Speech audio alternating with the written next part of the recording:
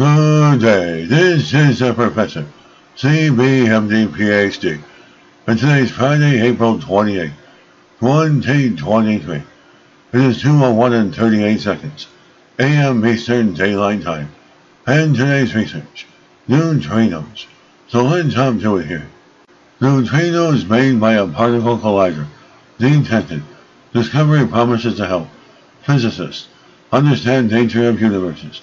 Most abundant particle. Date March 22nd, 2023. Source: University of California. The discovery promises to deepen scientists' understanding of the subatomic particles, which were first spotted in 1956, and play a key role in the process that makes stars burn. The work could also shed light on cosmic neutrinos that travel large distances and collide with the Earth, providing a window on distant parts of the universe. They discovered neutrinos from a brand new source, particle colliders, where you have two beams of particles smashed together at extremely high energy.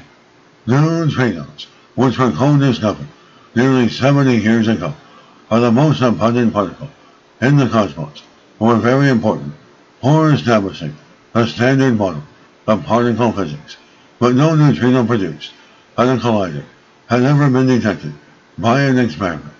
And since the groundbreaking work, the majority of neutrinos studied by physicists have been low-energy neutrinos, as the neutrinos detected are the highest energy ever produced in a laboratory and are similar to the neutrinos found when deep space particles trigger dramatic particle showers in our atmosphere.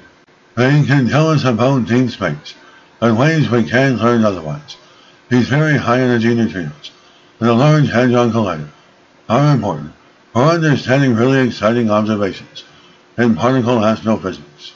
Quasar itself is new and unique among particle detecting experiments, in contrast to other detectors at CERN, such as Atlas, which stands several stories tall and weighs thousands of tons. Quasar is about 1 ton and fits neatly inside a small side tunnel at CERN, and it only took a few years to design and construct using spare parts from other experiments.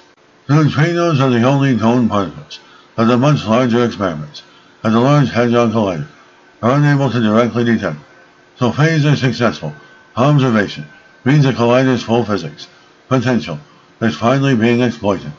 As beyond the universe, one of Quasar's other chief objectives is to help identify the particles that make up dark matter, which physicists think comprises most of the matter in the universe, but which they've never directly observed.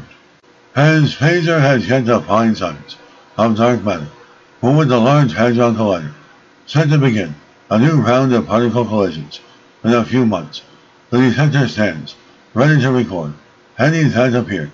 We are hoping to see some exciting signals. And this is the Professor, Professor of Astronomy, Advanced Physics, Computer Science, and Leader of Research.